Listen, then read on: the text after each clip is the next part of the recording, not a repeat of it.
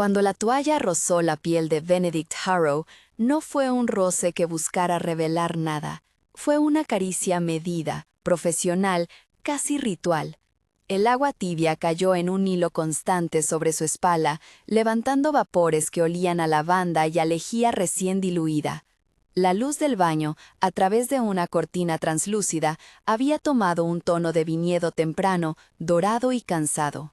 Ella, con las manos envueltas en guantes finos, movía la esponja con la precisión adquirida entre rezos y guardias nocturnas, recordando siempre la misma lección aprendida en el convento: cuidar es restaurar la dignidad allí donde el cuerpo la ha perdido.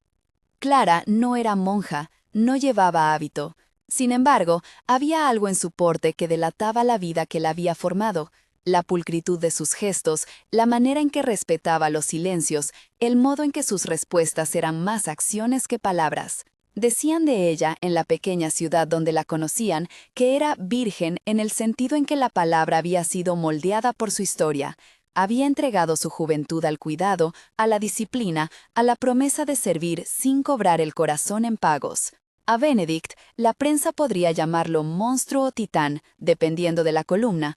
A Clara le bastaba con saber cómo colocar una almohada para que su nuca quedase cómoda. La mansión Harrow se alzaba sobre la colina como siempre, una línea de ventanas que miraban el valle, columnas que habían soportado muchas decisiones y un silencio tejido con órdenes larvadas. John, el gestor de la casa, la recibió en el vestíbulo con esa mezcla de protocolo y recelo que tienen quienes han vivido demasiado tiempo cerca de billeteras ajenas. Hope, la encargada del servicio, le ofreció una taza de té y una sonrisa que seguía siendo más práctica que amable. Valentina, la exesposa de Benedict, apareció en escena como una nota discordante, elegante, medida, con la mirada destinada a calcular pérdidas y daños. Ella no escondía su intención de proteger una reputación que había costado construir durante décadas. Cuida de no hablar más de la cuenta fue la primera advertencia que John dejó en el aire, no como amenaza abierta, sino como recordatorio de reglas no escritas. Clara la escuchó con la serenidad de quien prefiere que sean sus manos, no su voz, las que den prueba de quién es. Benedict estaba en su cuarto principal cuando la llevaron a verlo por primera vez. La habitación olía a madera pulida y medicinas. A pesar de la magnificencia de los muebles, muchos rincones del cuarto conservaban la huella popular de la fragilidad: una silla baja con almohadones, un termo para infusiones, una mesita de limpieza. Él era, en la distancia, una figura menor de lo que todas las historias decían. El peso de los años y de las decisiones le había ido quitando la talla, pero sus ojos, todavía, poseían esa luz afilada que había edificado imperios. Clara lo miró sin dramatismo. Había aprendido a sostener la mirada con neutralidad, a medir la necesidad humana por encima del juzgamiento. Había llegado a la mansión porque su nombre había sonado en la lista de candidatos que le presentó la agencia: antecedentes impecables, formación en cuidados paliativos en un convento de las afueras, recomendaciones que hablaban de manos firmes y compasión discreta. No había venido por curiosidad mediática, había venido porque una vida la necesitaba. El primer baño que dio fue para evaluar. Se trataba de rutina: comprobar la temperatura del agua con la muñeca, avisar antes de tocar, conservar la intimidad con sábanas colocadas en cortes estratégicos para cubrir lo esencial. Desde la puerta, Clara habló en voz baja, anunciando cada cosa: voy a preparar el agua, voy a ayudarle a incorporarse. Benedict, con la voz rasposa de quien ha pasado mucho tiempo sosteniendo en él un secreto, apenas contestó. Sus manos, finas como hueso de mar, se aferraron a la baranda con un gesto de automando. Los músculos de Clara trabajaban como si cada movimiento fuera una plegaria: lavar con movimientos que no irritaran, aclarar con delicadeza, secar con toallas que crujían bajo sus dedos. En un punto, al limpiar la nuca de Benedict, sus manos rozaron una piel que tenía la memoria de un accidente remoto, una cicatriz antigua, mal curada al principio, con el borde aún enrojecido, en un punto donde la piel parecía haber olvidado coserse bien.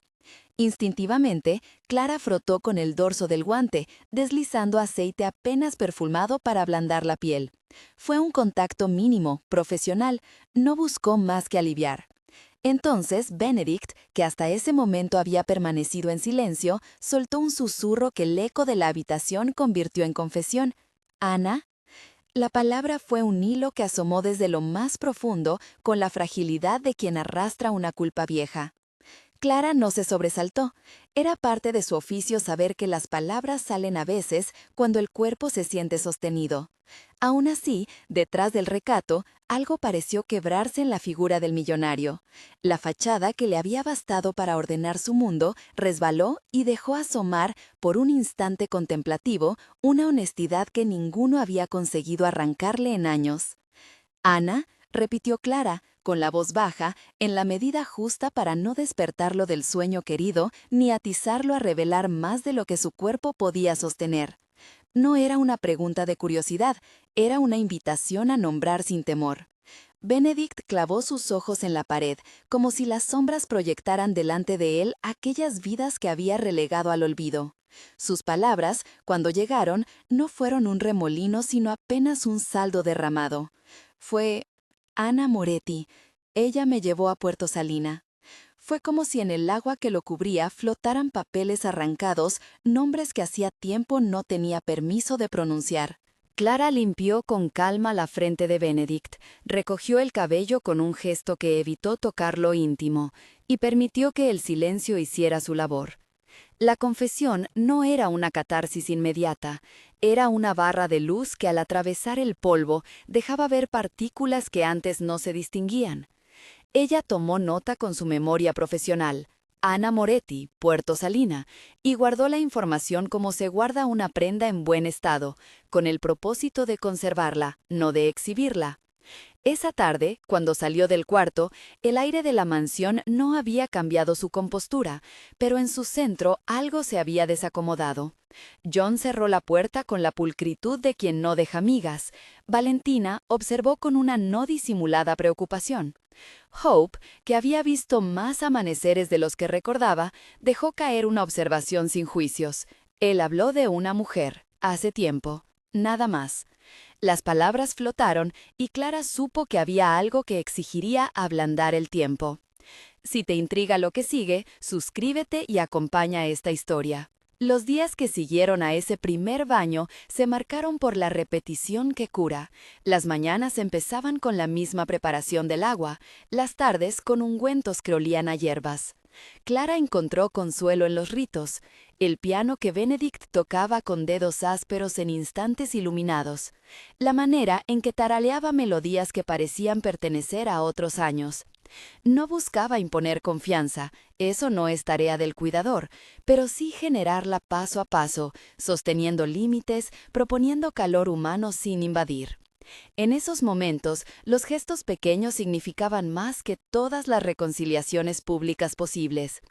Tocarla a la muñeca para ayudarlo a girar, sostener la toalla mientras él respiraba, ajustarle el cojín de forma que la nuca quedase alineada.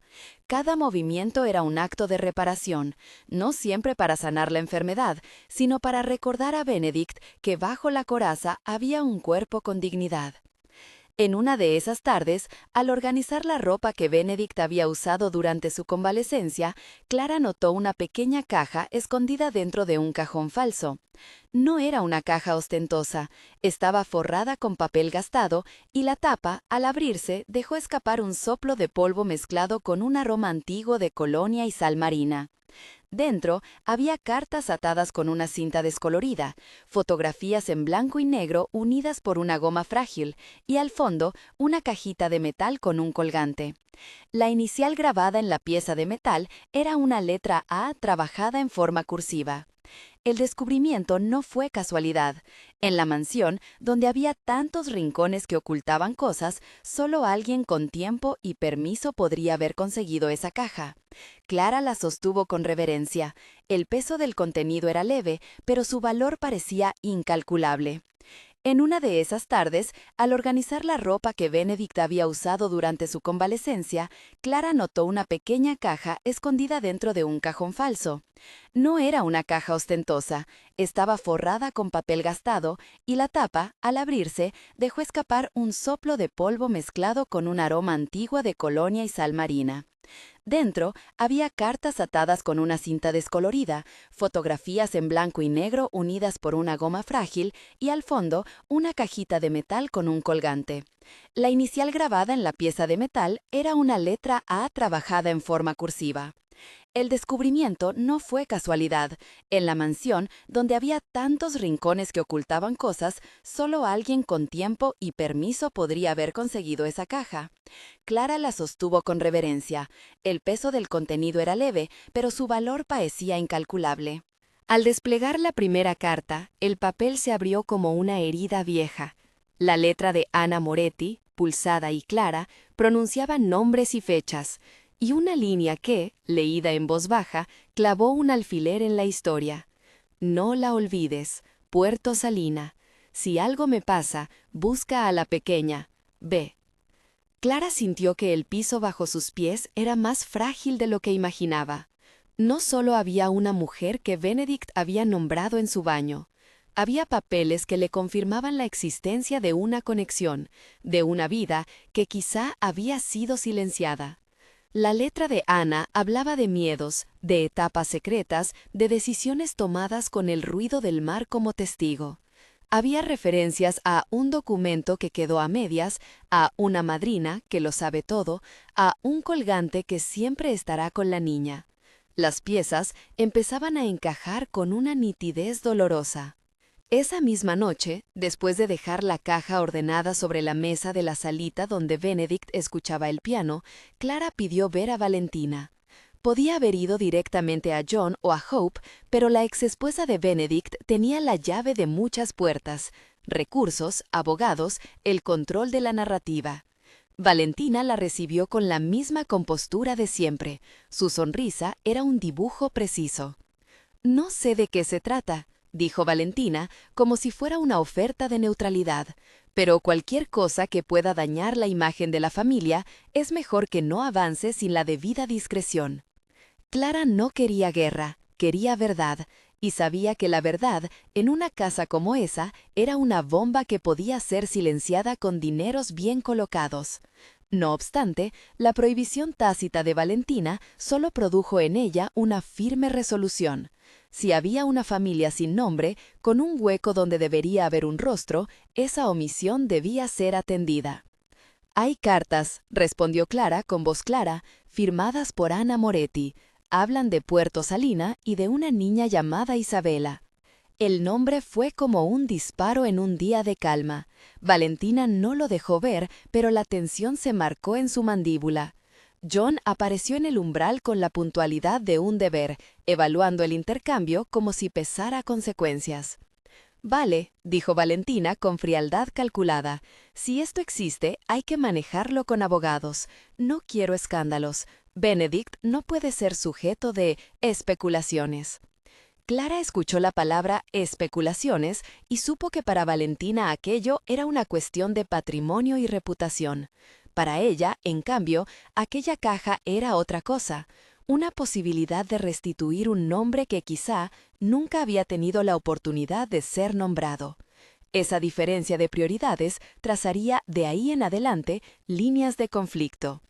Por la noche, Clara llevó copia de las cartas a Sor Lucía.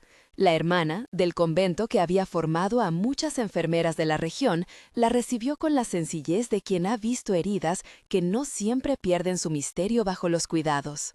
Sor Lucía se sentó, acarició cada papel con una devoción que parecía pedir permiso y cerró los ojos un momento. «No es la primera vez que estas historias llegan así», dijo con calma. «Los poderosos escriben en secreto y luego esperan que el tiempo haga lo suyo. Pero el tiempo no borra a las personas, les da capas. Si hay una niña, debemos cuidarla». Clara se sintió aliviada. No buscaba conversiones, buscaba aliados. Sor Lucía era uno de ellos. La hermana habló de un abogado que conocía, una mujer que trabajaba casos de filiación y que aceptaba el reto de investigar sin hacer ruido, Elena Duarte. Su nombre fue una llave inesperada. Clara llamó a Elena al día siguiente. La abogada escuchó con paciencia, pidió ver las cartas y fijó una cita para evaluar la viabilidad legal de cualquier indagación. No fue un acto improvisado. Elena habló de plazos, de testimonios, de la necesidad de documentos que sustentaran una reclamación. Todo ello parecía lento, como lo son las leyes que protegen tanto a inocentes como a fortunas. Mientras tanto, Benedict parecía oscilar entre la lucidez y la rendición. Los días de piano se hicieron menos frecuentes. En uno de esos instantes en que Clara le sostenía la mano tras un baño, él dejó escapar una confesión mayor. «La toqué en la arena», dijo. «Fue la única vez que la sostuve. Tenía una marca en el hombro». La marca, según describió, era un lunar particular, casi en forma de corazón, que la niña había tenido desde pequeña. Esa imagen se pegó en la mente de Clara con la terquedad de una pista que no se desvanecía. La caja con las cartas se convirtió en un mapa de preguntas. Había fotografías. Una niña con el cabello recogido, el rostro cubierto de salitre, sonriendo con una libertad que no parecía propia de la mansión donde Clara trabajaba. En otra, Ana y Benedict posaban con la dificultad de quienes se toman de las manos en secreto.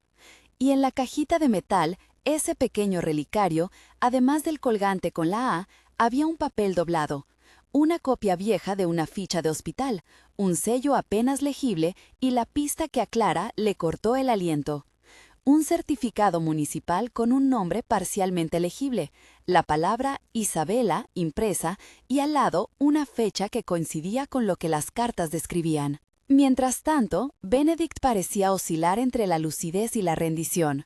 Los días de piano se hicieron menos frecuentes. En uno de esos instantes en que Clara le sostenía la mano tras un baño, él dejó escapar una confesión mayor. «La toqué en la arena», dijo. «Fue la única vez que la sostuve. Tenía una marca en el hombro». La marca, según describió, era un lunar particular, casi en forma de corazón, que la niña había tenido desde pequeña. Esa imagen se pegó en la mente de Clara con la terquedad de una pista que no se desvanecía. La caja con las cartas se convirtió en un mapa de preguntas. Había fotografías, una niña con el cabello recogido, el rostro cubierto de salitre, sonriendo con una libertad que no parecía propia de la mansión donde Clara trabajaba. En otra, Ana y Benedict posaban con la dificultad de quienes se toman de las manos en secreto. Y en la cajita de metal, ese pequeño relicario, además del colgante con la A, había un papel doblado, una copia vieja de una ficha de hospital, un sello apenas legible y la pista que a Clara le cortó el aliento. Un certificado municipal con un nombre parcialmente legible, la palabra Isabela impresa y al lado una fecha que coincidía con lo que las cartas describían. No era aún una prueba completa. Los bordes del certificado estaban quemados, como si alguien quisiera que parte del documento desapareciera. Pero la letra era la suficiente para señalar que había, en efecto, una identidad. Clara desplegó la hoja con cuidado, sus dedos temblorosos únicamente por la carga de la verdad y no por el miedo. Al día siguiente en la cocina, mientras Hope preparaba pan para la tarde, llegó un mensajero con información de Puerto Salina. La abuela de la niña, o al menos una mujer que conocía a Ana, había sido vista viviendo cerca del puerto hacía años. El rumor se expandió como semillas llevadas por el viento. Un colgante que pasó de mano en mano, la foto de una niña con una marca en el hombro, una casa de pescadores que aún hablaba de una historia que algunos convenientemente fingieron no ver. Clara comprendió que la mansión no era un mundo aparte. Las decisiones que allí se tomaban llegaban a pueblos pequeños y a gente que no tenía nada que perder, menos que su verdad. Por eso decidió que no podía seguir sola. Necesitaba a Sor Lucía como aval moral, a Elena como soporte legal y, sobre todo, a un plan que respetara la ley y la dignidad de todos los involucrados. En la sala de estar, una tarde en que la lluvia golpeaba las ventanas con un ritmo que parecía medir el paso del tiempo, Clara volvió a abrir la caja. Hace tiempo que había aprendido que los objetos hablan cuando hay manos que quieren escucharlos. El colgante con la inicial A descansaba sobre la palma de su mano con la quietud de quien sabe que fue testigo de un juramento. La fotografía de la niña tenía al dorso una inscripción apenas legible, para que no la pierda. ¿Quién escribió eso? ¿Ana? ¿Benedict? ¿Alguien más? De pronto, un ruido vacío cortó el hilo de su pensamiento. La puerta principal que se abría y el sonido de pasos controlados. Valentina apareció en el umbral con un semblante que no ocultaba su propósito. A su lado, con la precisión clínica de quien siempre busca una salida ordenada, John llevó una carpeta gruesa con documentos. Benedict, sentado en su silla preferida, observó la escena como quien mira un ajedrez donde siempre ha sabido mover las piezas. «He visto las cartas», dijo Valentina sin preámbulos. «Si esto sale a luz, pondrá en riesgo todo lo que hemos construido. Hay abogados, Clara, y hay formas legales de proteger a la familia». La palabra proteger sonó distinta según quien la pronunciara. Para Valentina era blindaje, para Benedict quizá un alivio, para Clara la protección tenía otro significado. Era cuidar de que la verdad no fuera silenciada por intereses. Ella mantuvo la calma, sosteniendo el colgante en su palma. «No pretendo dañar a nadie», replicó con firmeza. «Solo quiero saber si existe alguien que tenga derecho a una verdad. Si hay una niña olvidada, merece ser encontrada». Benedict alzó la vista lentamente. Durante un instante, todos los muros que de costumbre caían entre él y el mundo se deshicieron. No fue orgullo lo que dejó ver, sino agotamiento y arrepentimiento. Su voz, cuando habló, fue tenue y sin artimañas. «Si ella existe», murmuró, «entonces hice algo irreversible. No quería que sufriera, pero la dejé». La confesión se coló entre las cortinas de la sala como un viento primitivo. No había absolución en ella, solo la humildad de quien finalmente nombra lo que antes solo había silenciado. Clara entendió que no se trataba de recompensar a nadie, ni de destruir reputaciones. Era más bien de restituir una identidad. Esa noche, mientras el valle dormía y las luces de la mansión se apagaban una por una, Clara colocó de nuevo la caja en su escondite provisional. Había tomado una decisión que la llevaría, tarde o temprano, a Puerto Salina, ir hasta donde las cartas hablaban, escuchar a los testigos, tocar con sus propias manos la arena que Ana recordaba. Pero sabía que ese viaje no sería simple, implicaría cruzar la distancia entre el poder y el pueblo, entre la discreción y la verdad, entre la voluntad de proteger y el imperativo de reparar. Antes de acostarse, fue una última vez al cuarto de Benedict. Lo encontró despierto, mirando la ventana, con la bata apenas atada. Había en su rostro la exacta mezcla de cansancio y curiosidad que algunas noches provocan las despedidas. «¿Te arrepientes?», preguntó Clara sin rodeos, porque el silencio consumía más que cualquier confesión. Benedict no respondió de inmediato. Sus manos buscaban algo sobre la mesa de noche, y al hallarlo, descubrió una cajita que había guardado con celo. La abrió con dedos que temblaban, y dentro estaba un papel doblado, amarillo por los años. Lo extendió ante ella con una especie de reverencia. Era un pedazo de un certificado, la tinta desgastada por el tiempo, pero con una letra que podía leerse apenas. Isabela, y al lado una huella de sello que parecía confirmar la existencia de un registro. Clara dejó que la visión del nombre reposara entre los dos como una verdad que exigía ser atendida. Todo lo demás, pensó, podía esperarse: procesos legales, resistencia de quienes querían silenciar, el rumor que se volvería temblor. Pero en ese instante el tiempo pareció alinearse a un propósito sencillo y poderoso: devolverle a alguien su nombre. En la sala, el piano guardaba ecos de alguna melodía lejana. Fuera, la lluvia había cesado y el valle respiraba en calma. Dentro, la caja con las cartas aguardaba su destino, y en la mano de Benedict, el papel con la palabra Isabela se movió como si tuviera vida propia. Cuando la noche llegó, Clara se quedó despierta hasta tarde, repasando cada carta, cada fotografía, cada detalle. Sabía que el viaje a Puerto Salinas sería difícil. Arreglos legales, atestiguar ante funcionarios, hallar testigos que no se dejaban comprar con sonrisas ni amenazas. Pero también sabía que no podía ignorar la posibilidad de reparar una ausencia. En medio de esas certezas y dudas, una idea la golpeó con la claridad del deber. Si las piezas eran verdaderas, si la niña era real, entonces alguien había querido que su historia quedara a medias. Y el trabajo más urgente no sería juzgar al que había fallado, sino restituir la posibilidad de que una vida pudiera ser nombrada con su verdad. Con esa convicción, cerró los ojos, con el rostro en calma, sabiendo que sus próximos pasos la llevarían fuera de la mansión, hacia un puerto donde las olas guardaban secretos que esperaban, desde hace años, ser sacados a la superficie.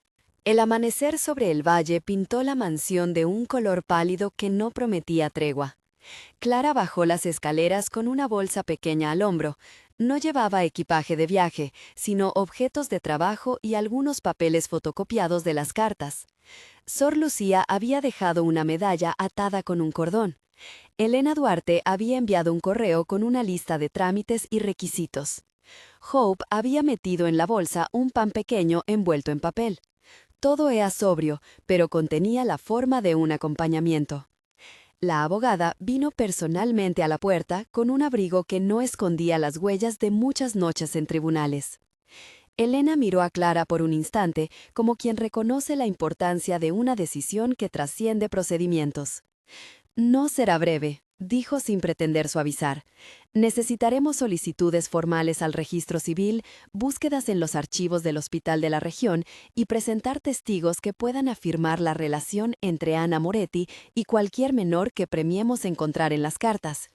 Si existe una guardia o una madrina que figure en los papeles, su testimonio será clave, pero haremos todo con discreción. Clara asintió. No pedía atajos, solo expectativas concretas para que su porvenir tuviera base legal. Elena agregó: también será necesario avisar a John y a Valentina de forma proporcional. No podemos ir a Puerto Salina con un millonario y esperar que la gente no nos tenga en la mira. Si Benedict va, debe hacerlo por voluntad propia y con la asesoría de su representación. Benedict, cuando escuchó la propuesta en la sala, dejó el periódico doblado sin leer las noticias que, fuera de esas paredes, lo seguían nombrando con una mezcla de asombro y resentimiento. Había algo distinto en su expresión, la gravedad de quien ha visto muchas cosas y, sin embargo, se encuentra ante una cuenta que no cierra. Voy, dijo con voz firme, aunque irregular. No quiero que la verdad se entierre más tiempo. Valentina, desde el fondo de la estancia, con la elegancia de quien altera una conversación con una mirada, hizo una mueca calculada. No era sorpresa lo que sentía, sino un instante de estrategia. Si va a salir, que sea bajo términos que protejan mi posición, declaró. No permitiré que mi nombre quede en entredicho por rumores sin pruebas. No hubo discusión pública. Las tensiones se movieron en subtextos, en gestos contenidos, en el modo en que John organizó papeles sobre la mesa, como si intentara poner la casa a salvo. Hope, silenciosa, observó a Clara con una mezcolanza de esperanza y cautela. Los preparativos fueron metódicos. Elena pidió copias certificadas de las cartas y la ficha hospitalaria. Consiguió una cita en el registro civil de la municipalidad, donde, según el fragmento del documento hallado, podría haber quedado rastro. Sor Lucía consiguió una carta de presentación para la cura del puerto, una mujer robusta con manos de pescadora que había conocido a Ana años atrás. Clara recogió cada objeto con la sensación de quien arma una caja de viaje para una misión de rescate. El colgante con la inicial A en su estuche, fotografías plastificadas para protegerlas del agua, una hoja con nombres y fechas transcritas de las cartas. Salieron en 2 coches, Elena y Clara en uno, Benedict en otro, escoltado por John. Valentina permaneció en la mansión para asegurarse de que los recursos legales quedaran disponibles. Hope, abrazando un delantal aún manchado de harina, bajó la escalera para despedirlos con una mirada que decía más de lo que las palabras podían decir. El trayecto hasta Puerto Salina atravesó viñedos que se abrían como párpados al sol, luego un tramo de carretera que empezó a acercarse al mar y que traía consigo cambios en el aire. Sal, aire húmedo, gaviotas que parecían mirar a los coches como si supieran de historias humanas desde siempre. Benedict miraba por la ventana, con la bata reemplazada por un abrigo que no dejaba de recordar que aún dependía de manos ajenas para moverse. En momentos, cerraba los ojos y dejaba que las imágenes de cartas y fotos se mezclaban con la corriente de la memoria. Puerto Salina recibió al grupo con una niebla ligera que no se atrevía a ocultarlo todo. El pueblo seguía pegado a sí mismo, casas de madera pintadas de colores que el mar había desgastado, cuerdas secas en los patios, un olor a pescado y a café que no pedía permiso. El muelle se prolongaba en una línea que se clavaba en la bahía, y barcos pequeños dormían con redes plegadas. La mujer que los esperaba se llamaba Marta, aunque casi todos la conocían como Marta del Puerto. Era baja, con la piel curtida por el sol y una sonrisa que daba a entender que lo raro en su pueblo no era la soledad, sino las mentiras. Sor Lucía la había contactado. Marta había conocido a Ana Moretti décadas atrás, cuando Ana llegaba al puerto con una bolsa y una mirada que parecía siempre en fuga. Clara sintió que podía confiar en ella casi de inmediato. «Ana trabajó aquí un tiempo», dijo Marta, sin rodeos. «No mucho, pero lo suficiente para que el pueblo la viera. Tenía una niña, sí, una niña que corría descalza por la playa y una marca en el hombro que todos comentábamos». Marta los condujo por calles alargadas, hacia una casa antigua donde, según decía, vivía una vecina que podría saber más. El olor a sal y a madera mojada los acompañó hasta un patio donde tendederos con ropa blanqueada por el viento se movían con ritmo propio. La vecina, una mujer de 70 y tantos años llamada Carmen, abrió la puerta con una expresión que osciló entre sorpresa y cautela al ver a Benedict.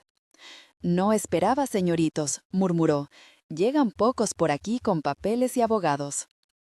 Carmen tomó una taza de té ofrecida por Elena y dejó que los silencios se acomodaran. Al otro lado de la conversación llegaron relatos que parecían sacados de conversaciones largas. Ana Moretti había estado casada con un marinero por un tiempo. Luego se había separado. Se la vio con un joven millonario en 1 o 2 veranos, en la playa, pero la gente decía que aquello nunca fue más que instantes robados. Carmen, después de recordar, presentó una fotografía, la copia de una postal con una niña que sonreía mostrando un lunar en su hombro. «Esta», dijo Carmen señalando la foto, «la niña tenía ese lunar, se la veía feliz». La fotografía coincidía con una de las imágenes de la caja. Clara sintió que las piezas encajaban con una simetría dolorosa. Preguntó por el colgante con la A, y Carmen, como si llevara un relicario propio, lo buscó en una gaveta. No lo encontró, pero señaló una casa al final del barrio donde una anciana que recogía objetos del mar podría tener algo parecido. Elena trabajó en silencio, tomando notas, anotando las coincidencias. Solicitó a Carmen y a Marta que prepararan una lista de posibles testigos y direcciones, y pidió obtener copias de los registros del hospital local y del archivo municipal. Les explicó el proceso con calma. Para reclamar filiación se necesitaba más que recuerdos. Hacía falta documentación, pero los testimonios y los objetos eran pruebas que podían indicar la veracidad del reclamo inicial y abrir una vía de investigación más formal. Mientras tanto, Benedict caminó por la playa con pasos medidos. No habló mucho. Cuando lo hizo, sus palabras fueron como piedras colocadas con cuidado. «Intenté protegerla», dijo. «Creí que hacía lo mejor en ese momento. El mundo que conocía explotaría si se supiera todo. No fue un gesto noble, fue miedo». Clara lo miró sin juicio. Sostener a alguien en su culpa no es lo mismo que excusarlo. Era el primer paso para que, si existía la niña, pudiera recibir voz. Le ofreció silencio y compañía. Benedict, al tocar la arena con la punta de sus dedos, cerró los ojos y dejó que los recuerdos vinieran. La risa de una niña, su mano pequeña en la suya, la marca en el hombro. Las búsquedas en los archivos locales arrojaron no una prueba concluyente, pero sí una pista caliente. En el hospital municipal encontraron una ficha con el apellido de Ana Moretti vinculada a un nacimiento ocurrido en la fecha aproximada consignada en las cartas. El documento estaba incompleto, el nombre de la madre estaba claro, el nombre de la niña tachado y casi borroso, la firma del registro envejecida y parcialmente quemada. Elena tomó fotos y pidió una copia certificada para iniciar el procedimiento legal que permitiría forzar la apertura de registros más antiguos si fuera necesario. En el muelle, un pescador llamado Ramiro, que había sido amigo de Ana, entregó un pequeño relicario envuelto en trapo. Era de metal, oxidado, pero en su interior, con cuidado, asomaba la inicial A en un diseño que recordaba el colgante de la caja en la mansión. Ramiro contó que Ana había dejado el colgante en su bartería antes de partir, se lo había devuelto como un gesto de confianza para que alguien lo guardara por si las cosas se ponían feas. Nunca pensó que vendría a buscarlo un millonario con abogados. El colgante encajó con el relato. Alguien había preservado el objeto como testimonio. Clara lo sostuvo y sintió que el metal, aunque frío, cargada con la memoria de caricias. Lo metió en su bolsillo, como quien guarda algo que ha de presentar con respeto ante la ley. El pueblo ofreció nombres y direcciones, coincidencias y silencios. Algunos cerraron puertas. Otros, como Carmen, abrieron registros polvorientos. Había un patrón. Quienes habían visto a Ana la recordaban con cariño y con la sensación de que en su vida hubo una urgencia que la empujó a dejar cosas a medio hacer.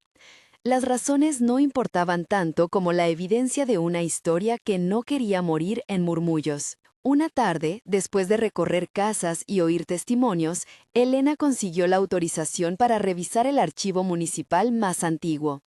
Estaba en una oficina gris con olor a tinta y a papel viejo.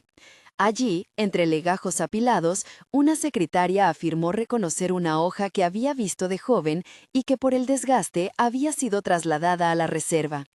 Se trataba de un certificado, un trozo de papel con marcas de agua y una firma parcial. Era la misma hoja quemada que Clara había visto en la caja, pero más completa. Elena trazó los bordes del documento con cuidado. La tinta, aun a pesar del paso del tiempo, mostraba trazos de la palabra que todos esperaban. La abogada hizo fotos con el permiso del archivo y tomó nota de los sellos oficiales. La mañana terminaba con una sensación que no era triunfo, sino una responsabilidad mayor. La confirmación parcial de que la identidad de una persona, incluso si había sido herida por el abandono, podía restituirse con paciencia y pruebas. Con la evidencia reunida por la tarde, Elena pidió una reunión en la pequeña sala del hostal donde se hospedaban. Allí, con la luz que venía del patio y con el sonido lejano de redes que golpeaban la madera, leyó en voz baja las piezas clave: testimonios, colgantes, fotografías, la ficha hospitalaria y el certificado parcial. No tenemos la fotografía del registro completo, explicó, pero sí tenemos suficientes elementos para solicitar una verificación conjunta con el registro civil. Si coinciden las fechas, las firmas y algunas marcas, podemos pedir la apertura formal del caso y una declaración de filiación preliminar hasta que los tribunales decidan. Benedict la escuchó con la atención de quien desea expiar. Sus manos, apoyadas sobre la mesa, temblaban mínimamente. Si es ella, dijo, no la buscaré por curiosidad. La buscaré para ofrecerle respuestas, para arreglar lo que haya que arreglar. Clara, que lo miraba, pensó en la palabra ofrecer y en cómo a veces el gesto de quien ha hecho daño también puede convertirse en un puente. La idea de reparar no borraba la culpa, la transformaba en algo con forma de responsabilidad. El regreso a la mansión fue tenso en los vehículos. Valentina los recibió con una mezcla de ironía calculada y advertencia. No hubo reproches inflados, solo la firmeza de quien sabe que las aguas podrían ponerse turbulentas. «Espero que haya sensatez», dijo con voz fría. «No aceptaré que la familia sea exhibida como un objeto. Si hay una reclamación, debe ser por la vía correspondiente, y yo exigiré protección para la casa y su legado». John, a su lado, abrió la correspondencia que habían dejado. cartas, copias, comunicaciones del registro. Su ambivalencia se mostró en un leve tic en la mandíbula. No era que fuera cruel, era que su trabajo consistía en proteger un patrimonio, y, en su mente, eso exigía una prudencia que a veces parecía falta de empatía. Haremos lo que se deba, respondió Clara, sin buscar el litigio, pero también debemos ser honestos con lo que encontramos. Los días que siguieron fueron una mezcla de paciencia judicial y pequeños triunfos empíricos. Elena presentó una solicitud formal para cotejar los registros. El registro civil pidió un plazo legal para responder, y la abogada organizó una estrategia para presentar la información ante un juez si fuera necesario. Sor Lucía coordinó la llegada de una trabajadora social del pueblo para proteger a cualquier persona que pudiera resultar afectada por la búsqueda. Clara, en la mansión, volvió a sus rutinas de cuidado. Los baños continuaron, con la misma reverencia profesional, y en cada uno de ellos Benedict se mostraba más dispuesto a aceptar la fragilidad. Había noches en que tocaba el piano y luego se quedaba mirando la ventana, como si intentara tender un puente entre lo que había sido y lo que todavía podía ser. A veces sus manos temblaban cuando hablaba de Ana, otras callaba con la resignación de quien carga con un peso que no encuentra palabras para explicar. Una tarde, al sacar la caja para revisarla con calma, Clara notó que alguien había dejado una nota junto al relicario, una frase escrita con letra apurada que decía «No teman hablar». No venía firmada. La dejó junto al colgante. Era una palabra pequeña, pero suficiente para recordar que en el pueblo la verdad tenía partidarios discretos. Cuando el registro municipal contestó, las noticias fueron ambiguas. El certificado original estaba parcialmente resguardado en un legajo con restos de sellos. La parte dañada no era irreparable, pero requería cotejo con otras piezas. Elena organizó una petición al juzgado para que ordenara la conservación y reproducción de los documentos. El proceso no era instantáneo, el derecho no lo era, pero con cada sello, con cada fotocopia legalizada, la historia adquiría más aire de realidad. Llegó un día en el que Elena comunicó que el juez había autorizado una audiencia preliminar, presentaría las evidencias recogidas en Puerto Salinas y solicitaría la apertura de un procedimiento de filiación. La noticia se dispersó por la mansión con un rumor que sonaba a posibilidad. Valentina puso el rostro que reserva todo el que piensa en estrategias. John reorganizó papeles y Hope, con un delantal lívido, dejó pan caliente en la mesa para quien lo necesitara. El día de la audiencia, la sala fue austera. No hubo cámaras ni ruido de medios. Elena llevó los originales y las copias certificadas. Carmen y Marta se presentaron como testigos. Ramiro entregó el relicario ante la autoridad y declaró lo que sabía.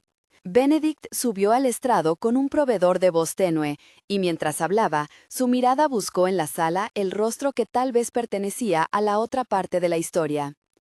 «Estoy aquí para responder», dijo en voz baja. «No busco titulares. Busco, si la justicia lo permite, que se nombre lo que fue enterrado». El juez escuchó y pidió formalidades, cotejo de firmas, cotejo de fechas, declaración jurada de testigos. Fue un trámite que avivó la idea de que la ley podía ser un instrumento de reparación, aunque lento. Las evidencias presentadas, sin embargo, fueron contundentes en su conjunto: testimonios, el relicario, las fotos, la ficha del hospital y, sobre todo, la parte del certificado que había sobrevivido. El proceso abrió una pequeña puerta. Se ordenó una búsqueda complementaria en bases de datos y un aviso para localizar a la posible interesada o a su representante. Elena se encargó de todo con la dureza paciente de quien ha visto muchas causas parecidas y sabe que la justicia requiere formas. Cuando la audiencia terminó, Clara comprendió que el primer paso había sido dado, pero que el camino sería largo. En la intimidad de la habitación donde Benedict descansaba, hubo una conversación que remitía a otra forma de reparación, no la legal, sino la humana. Benedict, apoyado en almohadones, recordó periodos que había preferido reprimir: noches de decisiones apresuradas, llamadas no devueltas, la sensación de que su mundo se fracturaba si la verdad salía a la luz. Había en sus ojos una mezcla de arrepentimiento y alivio, como si por primera vez alguien lo viera sin el filtro del poder. No pido perdón para sentirme bien, dijo, pido que se nombre lo que ocurrió. Clara apretó su mano con moderación, un gesto, un sostén. Sostener a alguien en su arrepentimiento no significa rehabilitarlo automáticamente. Significa depositar en la acción la posibilidad de que una vida pueda ser atendida. Los días transcurrieron con la lentitud que trae la espera oficial. Llegaron noticias fragmentadas. Un intento de contactar a la persona cuyo nombre aparecía en el registro no dio resultado. Otra línea de búsqueda en la ciudad cercana mostró un posible rastro de una familia que se mudó cuando la niña era pequeña. Elena, mientras tanto, exigía calma y constancia. No se podían forzar mecanismos que dependían de firmas, testimonios y plazos. Fue entonces cuando llegó una carta sin remitente a la mansión.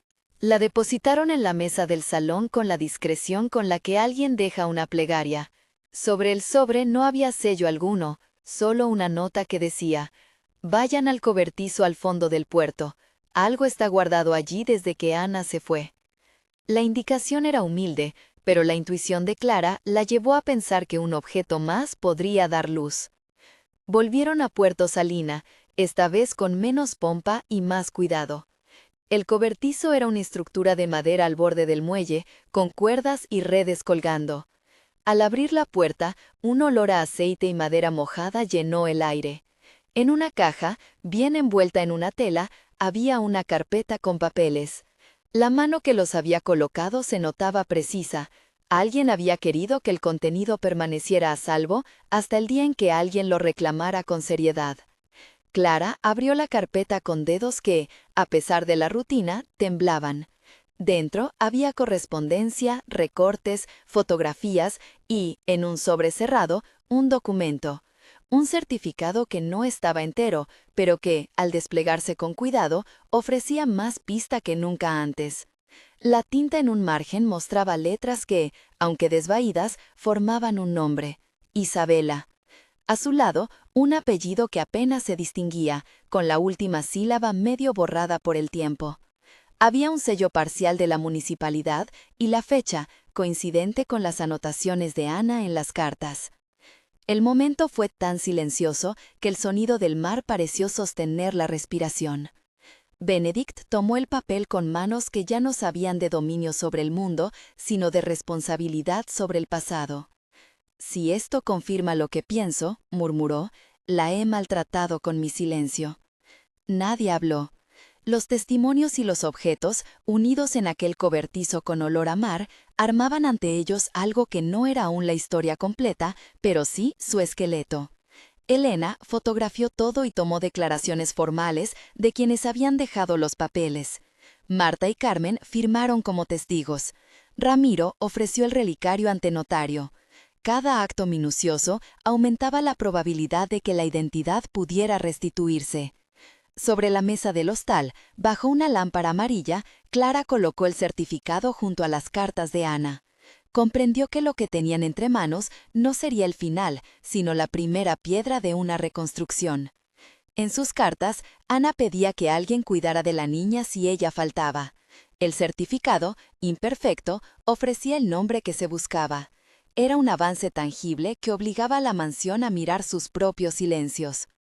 Esa noche, Benedict tocó el piano hasta que la música no bastó para contener los recuerdos. Sus dedos, antes hábiles en el manejo de negocios y tratos, tropezaban con acordes que parecían perdonar para poder seguir. Clara escuchó desde la puerta, sintiendo que la música actuaba como cordón umbilical entre la culpa y la posibilidad. Al día siguiente, vinieron más documentos. Una fotografía en la que, al ampliarla, Clara pudo ver con claridad la marca en el hombro, esa curiosa forma de corazón que Benedict había descrito. Había una nota manuscrita al dorso, para que no la olvide. Las piezas se multiplicaban sin volverse redundantes, cada una añadía una certeza. Elena pidió entonces una presentación formal en la municipalidad del lugar donde, según las piezas de papel, se había registrado el nacimiento. Exigió que la administración facilitara una copia certificada completa del expediente. Al abrirse el legajo en la sala del registro, con personal presente y con la mirada de un funcionario que no podía falsear lo visto, la tinta añadió una línea que estremeció la sala. Junto al nombre de la madre, la casilla del nombre del recién nacido mostraba la palabra Isabela con un sello que dejaba ver el apellido completo. La tinta de la última sílaba era clara, aunque el borde del papel tenía restos de llama en la esquina inferior derecha. La presencia del apellido, visible ahora en su totalidad, fue una revelación tan potente que por un instante todo pareció detenerse. Benedict dejó caer la cabeza hacia atrás, como si permitiera que el peso de la verdad le atravesara el cuerpo. Clara sintió que la responsabilidad se ampliaba. Aquello no era ya un archivo, sino la vida de una persona que había esperado ser nombrada. ¿Está? Preguntó Carmen en voz baja, como si temiera que pronunciar el apellido supusiera apropiarse de una historia que no le pertenecía. Elena no respondió con palabras. Dejó que el silencio actuara como una evidencia. Sacó fotografías, sellos, referencias. La documentación estaba sobre la mesa, con la claridad suficiente para que el juez pudiera pedir que se iniciara el trámite de filiación.